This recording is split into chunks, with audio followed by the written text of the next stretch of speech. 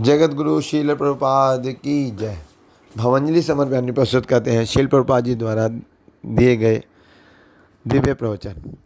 सितंबर यह लेक्चर सितंबर 1966 New York America में दिया गया था और इसका जो शीर्षक है वो है एक अनजान लक्ष्य। इसमें शील प्रभुपाद कहते हैं, गति भर्ता प्रभु साक्षी निवासा शरणम सुहितम प्रभवा पल्य स्थानम निधानम बीज व्ययम। मैं ही लक्ष्य, पालन करता, स्वामी, साक्षी, निवास, शरण तथा सर्वाधिक प्रिय मित्र हूँ। उत्पत्ति एवं पल्य, प्रत्येक वस्तु का आधार, विश्राम स्थल तथा अविनाशी बीज मैं ही हूँ। भगवद गीता 9:18। भगवान हमारे जीवन की गति हैं। अज्ञानतावश हम माया शक्ति द्वारा भ्रमित हो जाते हैं और जीवन के वास्तविक लक्ष्य से भटक जाते हैं। जीवन का लक्ष्य भगवान के साथ अपने खोए संबंध को पुनः स्थापित करना है, लेकिन दुर्भाग्यवश लोग इसे नहीं जानते। इंद्रिय भोग करना आज जीवन का प्रमुख लक्ष्य बन गया है। यह भ्रम है।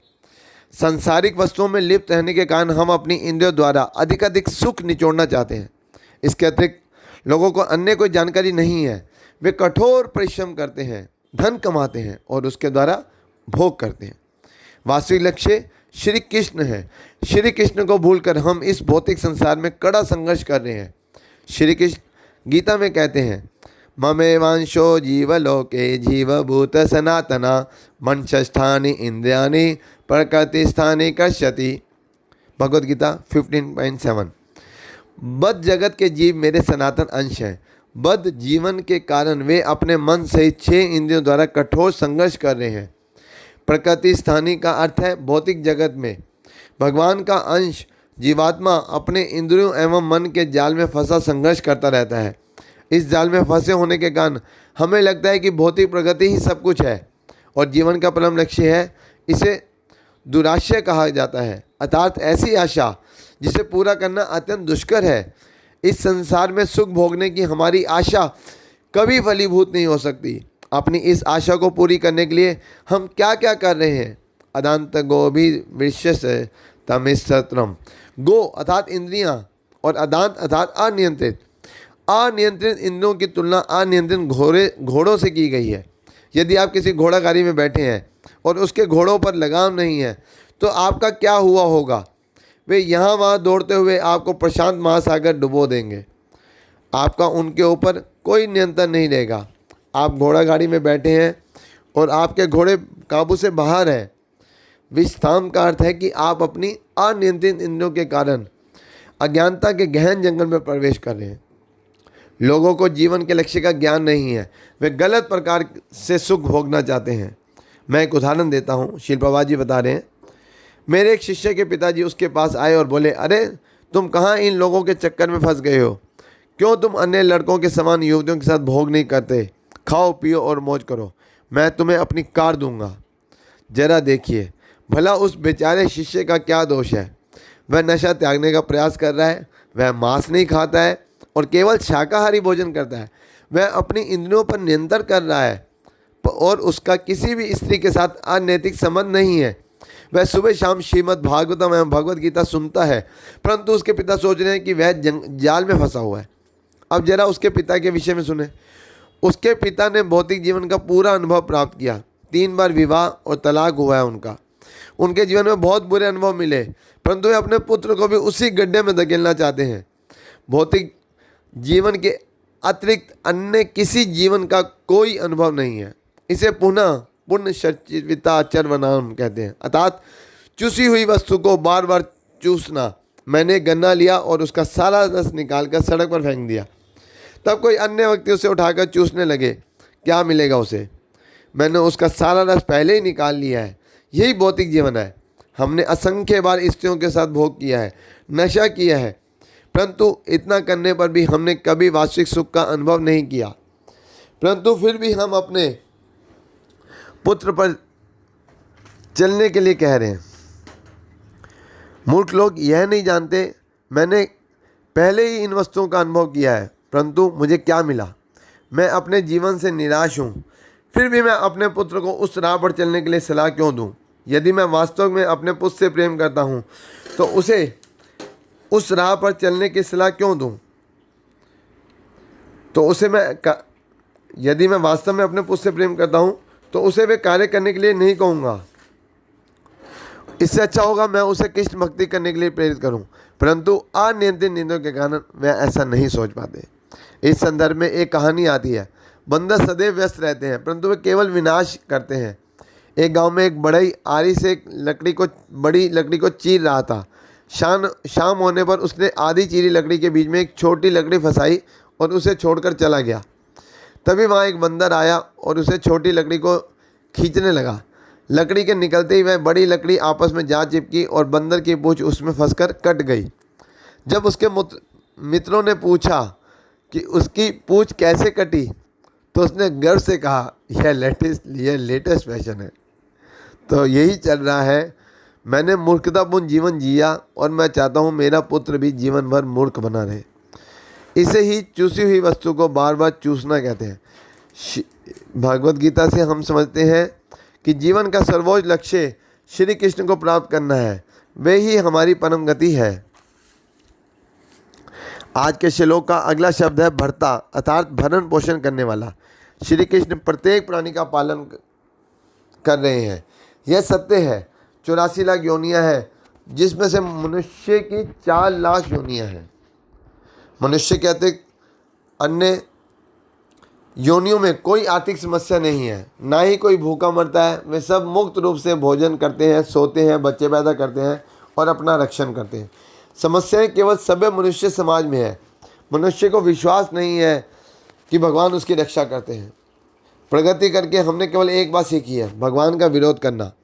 लोग स्वयं अपनी आर्थिक समस्याएं सुलझाना चाहते हैं। भगवान ने तुम्हें खाने के लिए अन्न, फल, सब्जियां, दूध इत्यादि दिए हैं, परंतु वे बेचारे पशुओं का वध करके ही स्वयं अपनी समस्या सुलझाना चाहते हैं।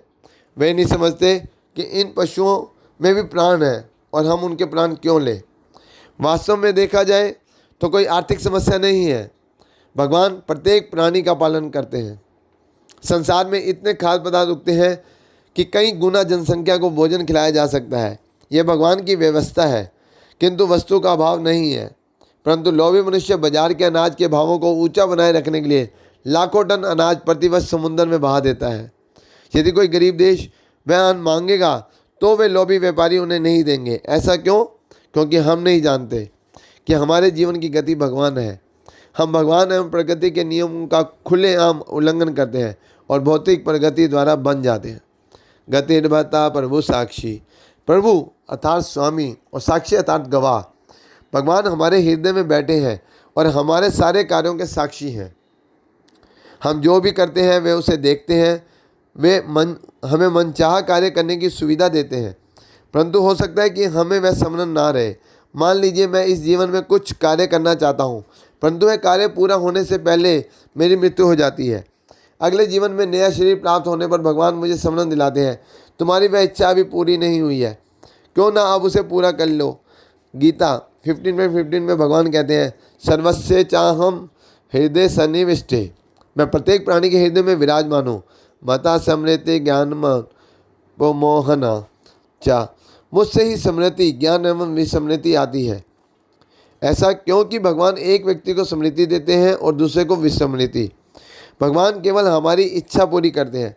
जो लोग भगवान का स्मरण करना चाहते हैं भगवान उसे स्मृति देता है, और जो भगवान को भूलना चाहते हैं उन्हें विस्मृति देते हैं। जब भी मैं भगवान के विषय में बोलता हूँ तो कोई ना कोई व्यक्ति अवश्य मुझे चुनौती देता है। भगवान क्या होता है? स्वामी जी, आप भगवान के बारे में क्यों बोलते हो? लोग भगवान को नहीं चाहते, इसलिए भगवान उन्हें विस्मृति देते हैं। ठीक है, मुझे भूल जाओ और दुख भोगो। दूसरी ओर मेरे शिष्यों जैसे लोग भगवान को चाहते हैं तो भगवान उन्हें स्मृति देते हैं। श्रील प्रभुपाद आगे बता रहे हैं, भगवान हमारी इच्छा अनुसार हमें सुविधाएं देते हैं, इसलिए हमें अपनी इच्छाओं को शुद्ध करना है, और इच्छाओं को शुद्ध करने के लिए भगवत गीता एवं अन्य ग्रंथ हैं। हम इन सब बातों को भूल गए हैं, इसलिए भगवान ने हमें ग्रंथ दी हैं। ये ग्रंथ भगवान की कृपा है। अपने दैनिक जीवन में हम कोई भी कार्य करने के लिए पुस्तकों का सहारा लेते हैं। यदि हम डाकघर के मूल्यों के विषय में जानकारी चाहिए तो हम पुस्तक से उसे खोजते हैं। इसी प्रकार हम भूल गए हैं कि हमारे जीवन की वास्तविक गति क्या है। इसलिए मार्गदर्शन के लिए हमें ग्रंथों का सहारा लेना होगा। भगवान कहते हैं गति भर्ता प्रभु साक्षी, मैं गति हूँ, मैं तुम्हारा पालन करता हूँ, मैं स्वामी हूँ और मैं ही तुम्हारे सारे कार्यों का साक्षी हूँ। इसके बाद भगवान कहते हैं निवासा, अर्थात तुम मुझ में निवास करते हो और स्वतंत्र नहीं हो। हम आकाश के नीचे धरती पर रहते हैं। यह आकाश और यह धरती क्या है? ये सब भगवान की शक्ति है। निवास शरणम, तुम जीने का प्रयास कर रहे हो, प्रतिक्षण तुम अपने से बड़े किसी व्यक्ति की चमचागिरी करते हो, परंतु तुम मेरी शरण क्यों नहीं आते? तुम्हें किसी न किसी स्वामी का गुणगान तो करना ही होगा। शरणम का अर्थ है कि किसी की शरण लेना। आजकल चाहे कोई व्यक्ति कितनी भी शिक्षित क्यों ना हो, उसे दूसरे व्यक्ति की शरण लेनी ही पड़ती है। कृपया मुझे कोई नौकरी दीजिए, हो सकता है मैं बड़ा राजनेता हूँ, परंतु मुझे सामान्य जनता की शरण लेनी पड़ती है। कृपया मुझे वोट दीजिए। तो हम कोई भी क्यों ना हो, हमें शरण तो लेनी ही होगी, तो फिर भगवान की शरण क्यों ना ले? कहिए। फिर ये लोग मुझसे कहते हैं स्वामी जी आप भगवान के बारे में क्यों बोलते हैं? आजकल लोग कुत्ते की शरण लेंगे परंतु भगवान की नहीं। भगवान से बढ़कर हमारा सुहृद मित्र भला और कौन हो सकता है? इस संसार की मैत्री अत्यंत सीमित होती है, परंतु भगवान की मैत्री असीमित है। हम किसी भी योनि में जन्म क्यों ना लें, भगवान सदैव हमारे मित्र बने रहते हैं। हम केवल अपने परिवार को पाल पोस कर प्रसन्न होते हैं, परंतु भगवान तो असंख्य प्राणियों को पाल पोस रहे हैं। हमें अपने कमरे में रेंगने वाली चींटी की परवाह नहीं होती कि उसने कुछ खाया है या नहीं। मुझे अपने बिस्तर में रहने वाले खटमल की चिंता नहीं होती, परंतु भगवान उसका ध्यान रखते हैं, इसलिए वे सब सुहृदय हैं। वे कहते हैं मैंने तुम्हें स्वतंत्रता दी है, तुम्हें जो अच्छा लगे वह करो, परंतु यदि तुम सुखी जीवन जीना चाहते हो तो पाप कार्य त्याग दो, मेरे पास आओ, मेरी शरण लो, मैं तुम्हारा संरक्षण करूँगा।